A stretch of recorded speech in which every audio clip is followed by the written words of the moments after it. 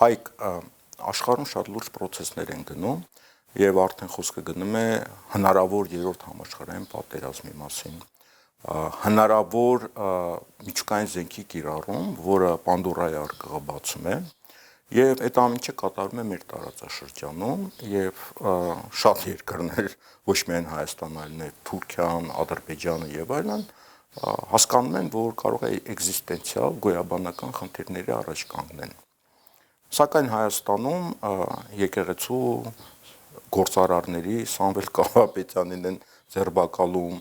ունեցվածքի վերաբաշխում է գնում, ազգայնացում է գնում եւ այլն, դրա մասին մենք դեռ կխոսենք, թե ինչի համար այդ ամենը կատարվում, բայց առաջերտին խոսենք Իրան-Իսրայել կոնֆլիկտի մասին, որովհետեւ արդեն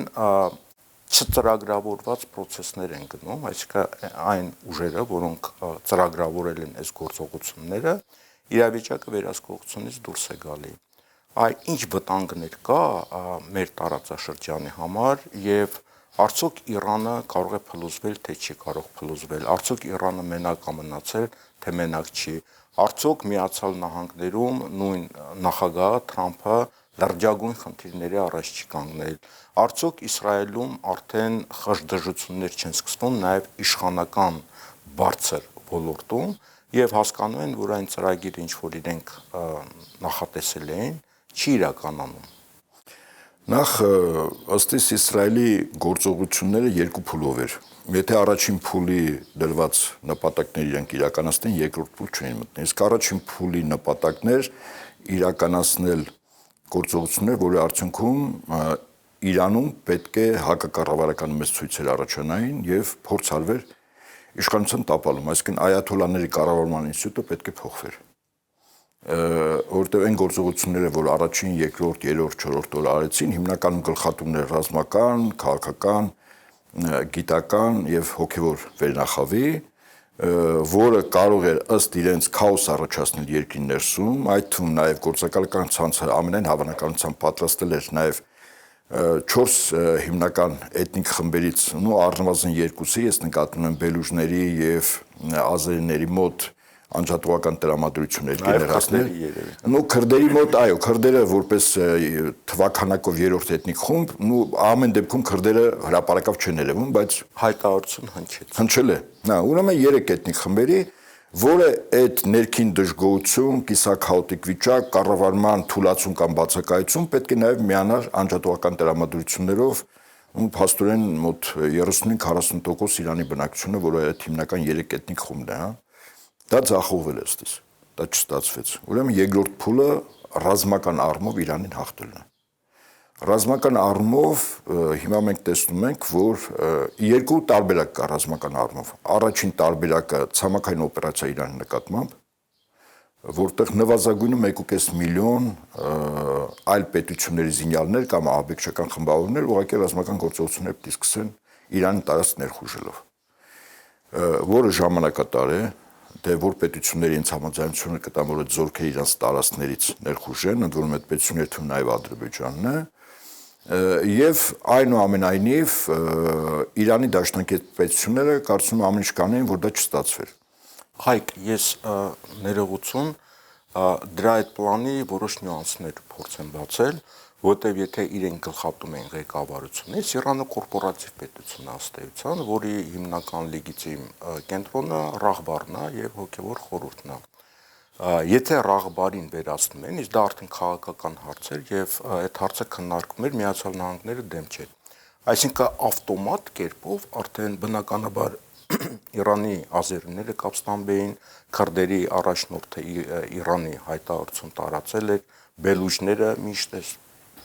պատրաստ են այդ գործին եւ լավ այնտեղ կառավարվում են, հատկապես Մոսադի կողմից, դա ավտոմատ բերելու էր, որ Ադրբեջանը պետք է ուզիր չուզեր, պետք է ներքաշվեր այս ամեն ինչի մեջ։ Թուրքիան ուզեր չուզեր պետք է ներքաշվեր, որովհետեւ եւս 7-8 միլիոն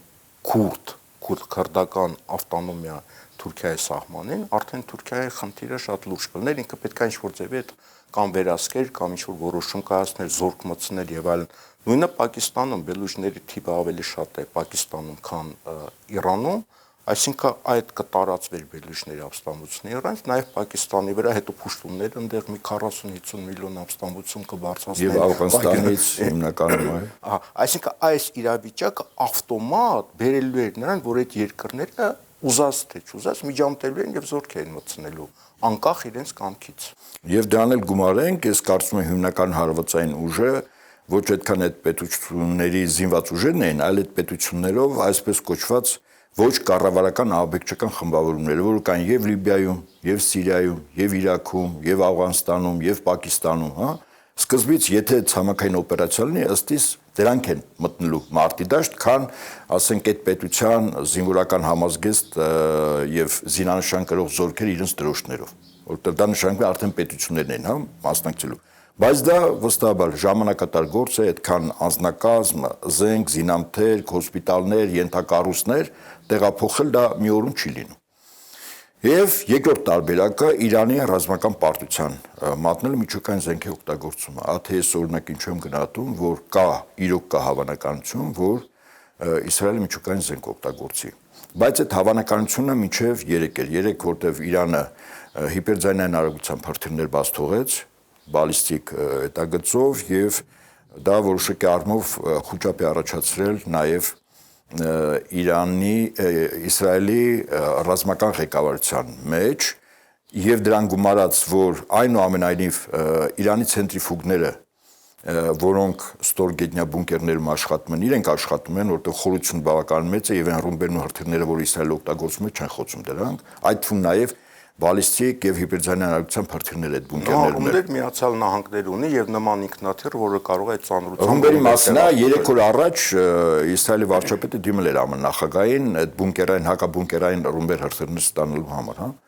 Եվ կարծում եմ, եթե այնուամենայնիվ Իսրայելը եւ Հայ կներես, եթե նույնիսկ ռումբերը ստանան, Իսրայելը չունեն ինքնաթիռները, որ այդ ռումբերը կարողանան Ամերիկան է տրամադրում։ Այսինքն ինքնաթիռները նույնպես։ Իդեպ Ամերիկան առաջի օրվանից ներգրաված է, ես դրա մասին բարձրաձայնել եմ, առաջին օրը իսրայելական աղբյուրներով 200 ինքնաթիռ մասնակցել հարձակմանը, Իսրայելը ունի 12 վերալիցքավորող ինքնաթիռ, իսկ այդ ինքնաթիռները օդանավականից մինչև մարտական խնդիրի կատարելու վայրը կատարելուց հետո վերադառնալուց վառելիք չի երիկում։ Իրենց 12 ինքնաթիռը առավելագույն 48 ինքնաթիռ են վերալիցքավորում, այսինքն մեկ ինքնաթիռը 4-ն է վերալիցքավորում, 200 են մասնակցել, այսինքն մնացած 150-ը, որ երկրների վերալիցքավորող ինքնաթիռն է, դա Միացյալ Նահանգներն է, ակնհայտ է, որ համատեղ օպերացիա է եւ ԱՄՆ նախագահը այնուամենայնիվ փորձում է հետ կանգնել, որպեսզի ինքը չերևա, որ այս գործի մեջ ինքը Միացյալ Նահանգները առաքապես կան։ Եվ հետաբար նույնիսկ եթե ԱՄՆ բացահայտ արվում է մտնում է պատերազմի մեջ, իսկ անվտանգության խորհրդի նիստ է եղել ԱՄՆ-ում, այնտեղ դրական եզրակացության չեն եկել, ինչու որտեվ Իրանը ասել է, եթե ԱՄՆ բացահայտ կերպով մտավ, իսկ թաքուն իրեն գիտեն, որ ԱՄՆ կա։ Այդ նշանակում է, որ Իրան թիրախավորել է ամերիկյան բոլոր բազաները, այն բոլոր բազաները, որտեղ իրենց հրթիռները հասնելու են։ Իսկ դա մեծ հաշվով կարծում եմ, որ ԱՄՆ-ի ծրագրի եւ ներկա վարչակազմի ծրագրերի մեջ չի մտնում։ Երբ որ դագաղները գնան Միացյալ Նահանգներ, արդեն այդ նախագահը, որը խոսում էր, որ ինքը խաղաղություն է բերելու, որը պատերազմների դեմ էր, որը Միացյալ Նահանգների այդ մեծություններ վերականգնում, ըստ էության վարկաբեկվում է Միացյալ Նահանգները։ Իդեպ ԱՄՆ իշխանափոխության նման մի նախադեպ ունի Վիետնամի պատերազմը։ Իրականում Վիետնամի զինված ուժերը լրջագույն ճակատամարտերում երբեք հաղթանակ չեն տարել։ Իրական հաղթանակը կերտվեց ԱՄՆ-ում հակապատերազմական ցույցերով եւ իշխանափոխություն հենց այդ ֆոնի վրա եղավ եւ այդ առումով սա նպաստում է, որ եթե լինի այդպես, ապա Տրամփի իշխանությունը կարող է ժամանակից շուտ իմպիչմենտով, հա, հրաժարական տալ, առանց որ դեմոկրատները հիմա տարբեր նահանգներում բավականին ակտիվ են, հա, հակակառավարական ցույցերով։ Հայք Իսրայելում էլ է, չէ՞, նման պրոցես։ Վստահաբար այո, ես երեք մի տեսանյութ եմ նայել, ինձ իրոք զարմացրեց, անվտանգության մի շարք կառույցներ կան Իսրայելում, կառույցներից մեկի ղեկավարը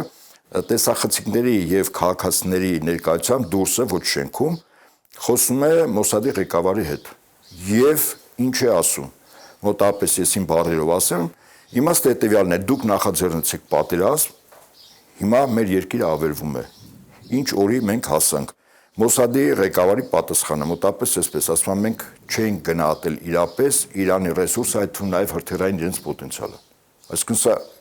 ինքնախոստովանական կեցվածք է Մոսադի ղեկավարը, որտեղ Իրանի դեմ հարձակման ժամանակ առաջին 2 օրվա հաջողությունները առույցի բաժինը Մոսադինն ա եղել, ոչ Ցախալինը, հա։ Հիմա փաստացի Ցախալը չի կարողանում իր առջև դրած մարտական խնդիրը կատարել։ Եվ այստեղ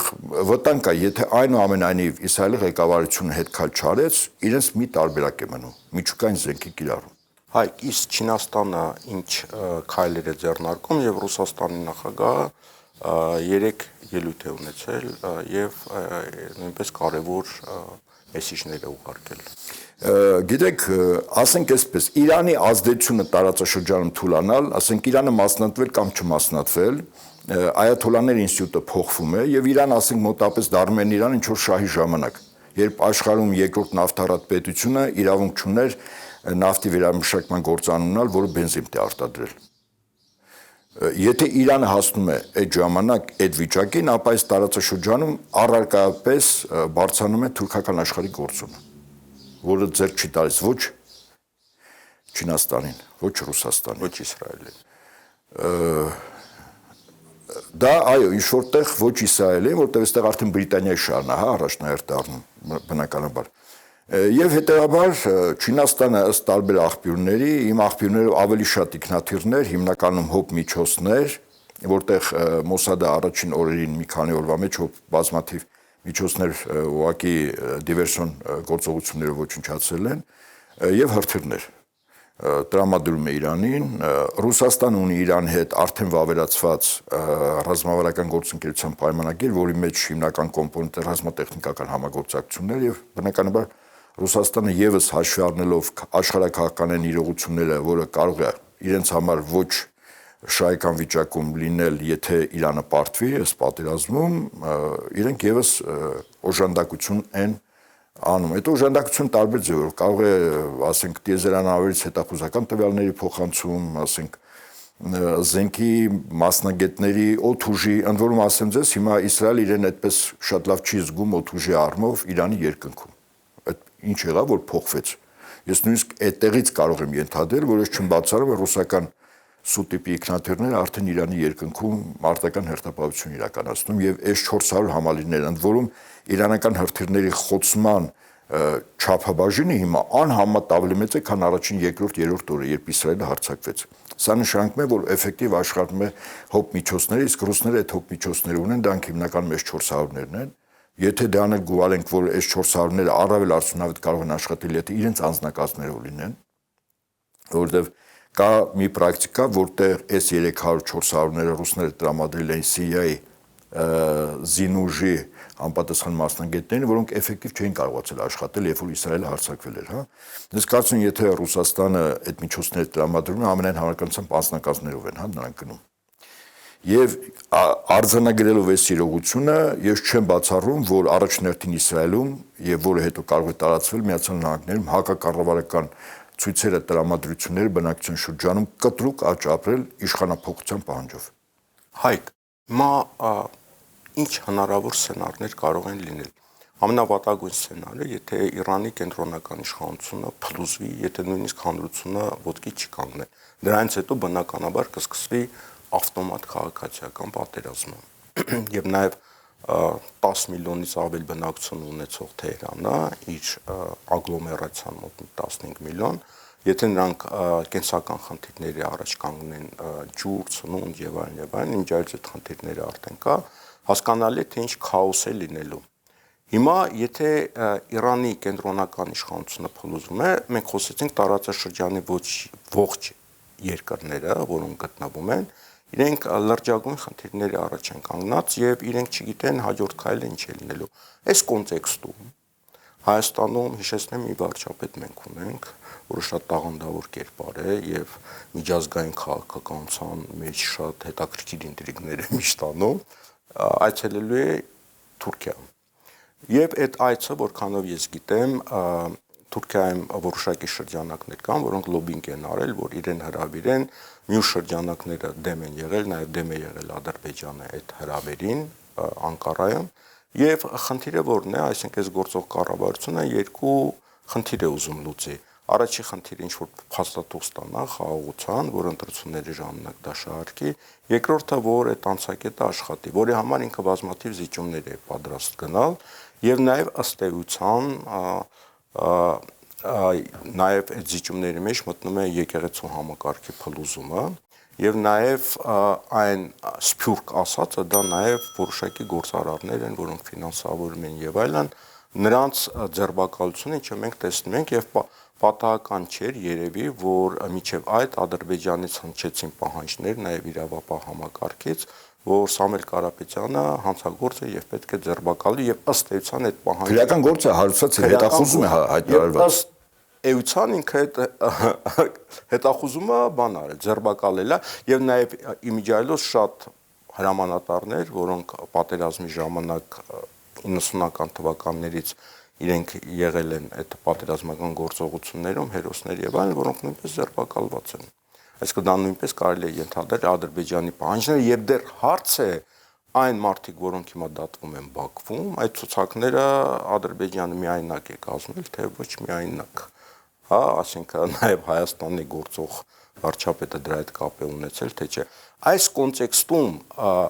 երբ որ տարածաշրջանը պարզչին զարգացում է ունենալու, ինքը ինչ սպասելիքներ կարող է ունենալ այդ Էրդողանի հետ հանդիպումից։ Նախ ես կարծում եմ այսպես, առաջինը ձեր նշած անձը, որը հանգամանքների բերումով վարչապետի աթոռն է հայտնվել, ինքը Էրդողանին ցույց տա, որ ինքը Հայաստանում 100% իրավիճակին տիրապետում է։ Սա առաջին։ Եվ ցանկացած ապօրինության օրենքի տեսանկյունից ինքը պատրաստ է դիմել իրավիճակը ամբողջովին իր հսկողության ներքո պահելու։ Ավասիկ եկեղեցու դեմ եւ Սամվել Կարապետյանի դեմ այս արշավները դրա լավագույն ապացույցն են։ Երկրորդ, Միջանցքը, այո, թուրքական աշխարհի համար խիստ կենսական է։ Ես չեմ բացառում, որ եթե Իսրայել-Իրան զինված հակամարտությունը այնուամենայնիվ շաբաթներ պետք է տևի, այդ ժամանակ 100,000-ավոր փախստականներ նաև միգուցե Հայաստանի տարածքով փորձեն ենթադրենք դուրս գալ։ Ընդ որում ասեմ ձեզ, 5 օր առաջ նույն Իրանի-Պակիստանի սահմանից բնակիչներ արդեն սահմանապահ ուղեկալները կոտրել են եւ որպես փախստական տեղափոխվել են դեպի ուրեմն Պակիստան։ Ավելին Ադրբեջանից Նախիջևան ճանապարհը, որը անցնում էր Իրանով, այդպես ճանապարհ կա, բեռների եւ մարդկանց տեղափոխում տրանսպորտային սա փակ է։ Այսինքն Հայաստանը կարող է դառնալ որոշակի առումով, եթե մարդասիրական տեսանկյունից նայենք, այն երկիրը, որտեղով պետք է տեղափոխեն, ընդ որում այդպիսի հայտ եւ Հնդկաստանն է ներկայացել, եւ Չինաստանն է ներկայացել, եւ Ռուսաստանը, որ Հայաստանով տեղափոխվեն։ Իսկ եթե մեծ հոսք լինի դեպի Հայաստանի ուղղությամբ, ապա Հայաստանը միջանցք է տրամադրելու, դա ճանապարհ չի լինելու, որտեղ եթե փախստական իր այդ որից է փաստաթուղթ չունի, մազապուրս մի կերպ դուրս է եկել, հիմա սահմանապահ ծառայությունը փաստաթուղթ է ուզում, ինչ փաստաթուղթ պետք է ցույց տա, ենթադրենք, հա։ Եվ սա կարծում լավագույն պատրվակը կլինի մարդասիրականի անվան տակ, հումանիտար միջանցքի անվան տակ, այդ տարածքը որոշակի առումով տրվի ընդհանուր կառավարման։ Հայք, որ մեծ լսողները լավ հասկանան, ուրեմն միջանցք ասելով մենք արդեն նկատի ունենք ոչ միայն Սյունիքը, այլ ամբողջ Հայաստանը, որտեղ այդ փախստականները Երևանով են անցնելու։ Ես առաջին քայլն եմ ասում, որտեղ Սյունիք են մտնում։ Ընդ որում իմ տվյալներով տարբեր քաղաքներում Սյունիքի, ինչպես ասում են, ասեղ գցելու տեղ չկա, ոչ հյուրանոցներում, ոչ վարձով տրող բնակարաններում։ Այսինքն վրաններ են մտածում դրանք։ Այո, եւ սկզբից այդ փոքր վրանային քաղաքը կլինի Սյունիքի մարզը, հետո ձեզ հետ ես ամբողջովին համակարգեմ, եթե դա միլիոնների հասնի ամբողջ Հայաստանը։ Իդեպ այդ փախստականների հոսքը նաև երկու պետությունների ուղղությամբ էլ է գնալու մեր հարևան Թուրքիա եւ Ադրբեջան, այնպես չէ որ միայն Հայաստանով է գնալու։ Ինչևէ, սա մեզ համար լրացուցիչ մարտահրավեր է եւ կարծում եմ Փաշինյանը Էրդողանի հետ նաև այս թեմայով է խոսելու։ Այսինքն Էրդողանը ուղղակի ասելու է, որ պահ եկա, որ փախստականների թիվը մեծ եղավ, Հայաստանը պարտավոր է տալ, դու էլ գիտեմ, որ սկզբունքորեն դեմ չես, որտեղ խիստ մարդասեր ես։ Այդ տարածքը կտաս, միջանցքները կլինի, մենք ամեն ինչ կանենք, որ տարբեր մենք էլ անցակետը կբացենք։ Իհարկե, վստահաբար։ Եվ տարբեր երկրներից օգնություններ կգան, Իդեպ Թուրքիան այդ գործի վրա Սիրիայի փախստականների տասնյակ միլիարդ հավուր, եթե ոչ ավել փող աշխատել, Եվրոպայից անդադ պարտադրում էր, եթե չէինք այդ փախստականների մի մասի թեթև ոսկ էր բաց թողում Եվրոպան հասկանում էր, որ պետքա մուծվել, որ այդ փախստականները մնան, ինչպես ասում են, Թուրքիայում։ Հիմա այս վիճակն է եւ դա մեզ համար լրացուցիչ եւ առարկայական մարտահրավեր է։ Ընդունենք այսպես, հա, Փաշինյանը ինչ պետք է անի։ Ես ասում եմ, եթե մենք կարողանանք առարկայապես ճիշտ գնահատել ինչ է պետք Թուրքիային այսօր վաղը, այս տարածաշրջանում իր շահերի տեսանկյունից, մենք վստահաբար կարող ենք գնահատել, որ Փաշինյանը անելու այն, ինչ Թուրքիային պետք է, այն, ինչ Ադրբեջանին պետք է։ Ես միշտ ասել եմ 18 թվականից, Փաշինյանին բերել են 4 խնդիր լուծելու համար։ Այ հիմա այդ խնդիրներից մեկն է լուծում։ Ուրեմն առաջին Արցախի հանձնումը, որը տևեց 5 տարի, 18-ից 23 թիվ։ Երկրորդ, Հայաստանի էներգակիր համակարգը ամբողջովին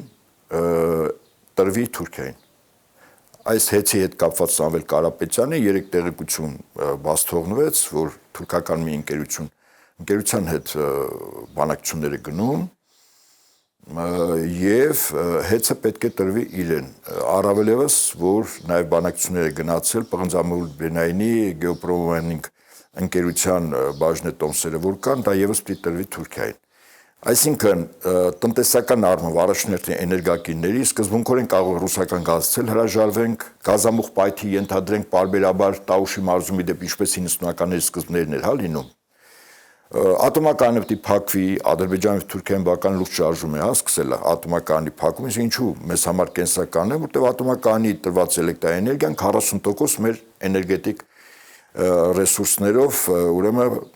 ինքնիշխանություն է ապահովում, 40% կարծում եմ փոքր թիվ չի։ Հայք ես ուզում եմ մի օրինակ բերել, ուրեմն Թուրքիայի քաղաքականությունը Իրաքի Քրդստանում։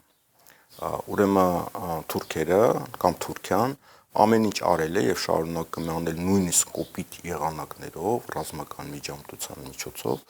որ Իրաքի Քրդստանում որևէ լուրջ արտադրություն, ձեռնարկություն, գործարան գոյություն չունենա։ Եվ իրենք բնականաբար վաճառում են նավթը էժան եւ ստանում են այն բոլոր ապրանքները, որը իրենց պետք է։ Այսինքն դրանով Իրաքի Քրդստանը Թուրքիայից տնտեսական լրջագույն կախվածության մեջ է մտել, իսկ որևէ արտադրություն ըստ էության գոյություն չունի։ Եվ սա կարող է հենց Հայաստանում նման քաղաքականություն է փորձում վարել։ Այո, ուրեմն ասեմ այսպես, եթե նպատակը Ռուսաստանին Հայաստանից ամբողջովին դուրս տնելն է, Արցախը դա իրոք Ռուսաստանի համար լրջագույն լծակ էր։ Այդ լծակից կտրեցին տնտեսությունը, էներգակիրների հետ կապված գյուղմթերքի արտադրանքի սպառման շուկաները ռուսականը փակել, բացել այլ շուկաները։ Երրորդ խնդիրը, որտեղ դրված է, 102 ռազմաբազան է։ Սա, ինչպես ասում են, կոկորդների մնացած ոսկոր է։ 102 ռազմաբազան դուրս է գալու այն օրը, երբ Հայաստանը հաջորդ օրը, երբ Հայաստանը Թուրքիայի դիվանագիտական հարաբերություն է ստեղծում, որտեղ հիմնավորում է լինելու հաջորդ օրը, որ այդ բազայի նպատակը այն ինչի համար դրվել էր, այլևս գոյություն չունի։ Մենք Թուրքիայի հետ հարևան բարեկամ երկիր ենք, առևտուր ենք անում, բազան ինչի համար է այստեղ։ Քարոզչական առումով հաջորդ օրից սկսելու են պատրաստել, որ բազան դուրս տրվի եւ ամենակարևորը 4-րդ խնդիրը, քանի որ պետական հաստատությունները ըստ իս արտաքին կառավարման ներքո են, եթե մի ժամանակ արևելյան մի քանի երկրներ, ապա հիմա այդ կառավարման մի մասը ուղղակիորեն Թուրքիային է տրված, փոքր մասը Ադրբեջանին, դիմադրության վերջին օջախը, սրա մասին մենք զրուցել ենք մեր առաքելական եկեղեցին եւ Վեհապար Հայրապետ եւ հոգեվականությունը։ Սա պիտի առավելագույն թուլացվի, ավելին ըստ Փաշինյանի տերի եւ ըստ իրեն Վեհապար Հայրապետը պիտի փոխվի, որի ոչ իրավական, ոչ բարոյական, ոչ կրոնական որևիցե հիմք չկա եւ չի կարող լինել, որովհետեւ ասել եմ, կրկնում եմ, Վեհապար Հայրապետը հոցալ է Աստծո ներկայությամբ, իսկ նշանակում Աստծո որոշումները մարդը չի կարող փոխել։ Հիմա իրենք ոնց կանեն, ինչ կանեն, դա այլ հարց է, բայց մենք ընդունենք, որ եկեղեցին իսկապես իրանց համար խնդրալուց է, իսկ այդ Շվեյցարիայի Բեռնում հայտնի ժողովը ընդունած բանաձևը, դրա հիման վրա ԱՄՆ-ում եկեղեցիների կառույցի միավորված կառույցի կոչը, այս բոլորը Թուրքիայի եւ Ադրբեջանի խնդրահարույց է։ Հայկ, այն որ կաթողիկոսը Աստծո օծյալն է, դա առաջերտին հավատացյալների համար է կարևոր, սակայն մենք ունենք շատ մարդիկ, շատ քաղաքացիներ, որոնք հավատացյալ չեն կամ եկեղեցու հետևորդ են, բայց սիմվոլիկ առումով արարողություններն են անում եւ այլն, իրենք արդեն պետք է հասկանան, որ եկեղեցին դա ցանցային կառույց է, դա սփյուռքը կազմակերպող գլխավոր կառույցն է ըստ էության, եւ եկեղեցին թուլացնելով մենք ընդհանրապես հայությունը որպես երևույթ, որպես համաշխարհային առումով ինքը ոչնչացման է գնալու, որը բնականաբար Թուրքիայի, Ադրբեջանի ցանկությունն է, եւ Հայաստանի քաղաքացիները պետք է հասկանան, որ սա ոչ թե անձի հարց է, սա ոչ թե ինչ-որ եպիսկոպոսների հարց է, այսա ֆունդամենտալ մի ինստիտուտի հարց է, անկախ անձերից, եւ իրենք պետք է սա հասկանան եւ պատրաստ լինեն ցանկացած եղանակներով պաշտպանել եկեղեցին։ Ես համակարծիք եմ, այսինքն եկեղեցին մեր ժողովրդի տարբեր շերտերի մոտ հավաքական առումով նույն ընկալում ունի։ Ճիշտ է, ասենք կան եկեղեցու հավատավոր զավակներ, որոնք փորձում են Տիրոջ պատվիրաններով ապրել, մեղքերից զատ, պարտադիր պատարակներին գնում են, մեղքերի թողություն, հաղորդություն, այդ եկեղեցու ներքին կյանքին են կցված, այսինքն փորձում են առավելագույն քրիստոնեավայել կյանքով ապրել։ Բայց նաև մեր ժողովրդի մեջ քիչ չեն նաև այն քաղաքացիները, որոնց ճնշող մեծամասնություն ազգությամբ հայեր են, որոնք եկեղեցին դիտում են եւ ազգային պահպանության, ինքնության, ավանդույթների շարունակականության, անգամ պետականության բացակայության դեպքում մեր գոյության հիմնական խարիսխը եւ իրենք պատրաստական են եկեղեցին այդ ձևով, պաշտպանել։ Այսինքն եկեղեցու պաշտպանությունը մեր ժողովրդի գերակշիռ ճնշող մեծամասնության մոտ այլընտրանք չունի։ Եվ ասեմ ձեզ հրաշալի կերպով պարբերաբար փորձ անելով եկեղեցու հայրապետի դեմ հարձակումներով, որ կամակատար իշխանությունները իրենք հասկացան դա, հասկացել են նաև իրենց տերերը։ Ես այստեղ մի իսկապես վտանգ եմ տեսնում, եթե իրենք տեսնում են, որ այնուամենայնիվ եկեղեցու հարվածելը հոգևորականներին փորձել վարկաբեկել եւ այլն, որից է ձևով գործնականում ոչ քարոզչական ոչ էլ գետնի վրա ազդեցություն չի ունենում, ապա հաշվի առնելով, որ սա իսկապես գոյութենական խնդիր է, ապա այդ երկրների հատուկ ծառայությունները կարող են նաև որոշում կայացնեն, կա մարդ կա պրոբլեմ, չկա մարդ չկա պրոբլեմ։ Վերջում մենք մեզ դիտողներին դիմենք, որ մեզ շատ բարդ ժամանակաշրջան է սպասում եւ բարդ ժամանակաշրջանը սպասում է ոչ միայն մեզ, այլ ամբողջ տարածաշրջանին, գուցե ամբողջ աշխարհին եւ շատ երկրների եւ ժողովուրդների համար գոյաբանական խնդիրներ առաջանան եւ նման իրավիճակներում շատ կարեւոր է, որ մենք կարողանանք մեր ժողովրդին մոբիլիզացնել ազգային եւ գոյապահպանական խնդիրների շուրջ եւ նաեւ շատ կարեւոր է, որ մենք ունենանք մի կառավարություն, որը ունենա հանրության վստահությունը նման ծայրահեղ ժամանակաշրջանում եւ որի շուրջը ժողովուրդը կարողանա մոբիլիզացվել։ Գիտեք, ես երկրորդ եմ քեզ, Ստեփան, որ հիմա մի վիճակ է, որտեղ քաղաքական դաշտում ընդդիմադիր կեցվածք ունեցող անհատները ժողովրդի տարբեր շերտերի մոտ այս կամ այն ձևով տարբեր ընկալումներ ունեն, այսինքն միասնականություն չկա եւ հետաքրքիր է այստեղ մի նոր իրողության առաջ ենք մենք կանգնում, իսկ այդ իրողությունը հետեւյալն է։ Կա այդպիսի մարդ եւ ինստիտուտ, որի շուրջ կարող է կոնսոլիդացիան լինել։ Դա եկեղեցին է վեհապար հայրապետն է։ Այսինքն այդ առումով դա եւս մեծագույն վտանգ է եւ Փաշինյանին իր խմբակի եւ ավելի շուտ իրենց տերերին։ Դա համար եկեղեցին ոչ միայն թիրախավորվում է, որ Շվեյցարիայի Բեռն քաղաքում վեհապար հայրապետ նման ելույթ է ունեցել, որ իրենք ցանցային կառույց են եւ այլն, այլ մեր եկեղեցին եւ վեհապար հայրապետը կարող է խորհրդանիշ եւ դրոշը դառնան, որի շուրջ գնա կոնսոլիդացիան եւ իսկապես այստեղ բացարձակ մեծամասնություն մեր ժողովրդի այդպես է կարծում։ Եթե կան համախոհներ երկրի 3 նախագահների, ասենք հիմնականում Բարգավաճ Հայաստան, Դաշնակցություն կուսակցությունների առաջնորդների եւ իրենց շուրջը, այնուամենայնիվ տարըմբռնում էր բավականաչափ կան եւ չկա կոնսոլիդացիա, բայց կոնսոլիդացիա կա եկեղեցու վեհապարի շուրջ։ Սա լրջագույն մարտահրավեր է այս առումով եւ ներկա իշխանությունների եւ Թուրքիային ու Ադրբեջանին, թե ինչու իրենց համար ըստ իս առաջնահերթ, գերառաջնահերթ խնդիրը դա եկեղեցին է եւ մեր եկեղեցու հոգեվոր առաջնորդը վեհապար հայրապետը։ Այնպես որ այս պահին քարոզչական առումով իրենք որոշակի ընկրկեցին իշխանություն կոչվածը, որտեվ քարոզչական դաշտում իսկապես իրենք եւ պարտությունը կրել են, բայց կազմակերպական առումով իրենք հետ չեն կանգնի իրենց նպատակներից։ Եթե անգամ երկրորդ փորձ արվի եւ այստեղ էլ իրենք պարտվեն, ապա ես կարծում եմ, որ Հայաստանի Հանրապետության քաղաքացիները, առաջնորդին մեր եկեղեցու զավակները պարտավոր են ուղղակիորեն դիմել ինքնապաշտպանության, որի